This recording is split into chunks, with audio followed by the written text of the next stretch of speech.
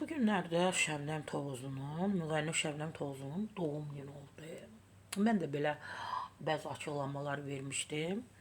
Demək, özü açıqlama vermişdi mediaya, səhifəsində qeyd etmişdi ki, doğum gününə 173 manat, 173 min manat, səhv dedim, ailəmi qatdım bir-birinə, manat pul, para götürüb. Dostları təbii ki, gəlib onun üçün belə yazdırıblar, təbrik ediblər. Şəbnəm xanım özü də doğum günlərindən, ad günlərindən qalmayan bir xanımdır.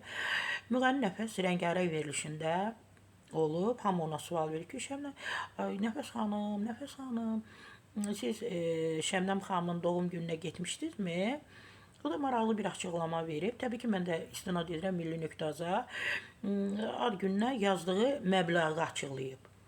İşim olduğu üçün məclisdə iştirak edə bilmədim.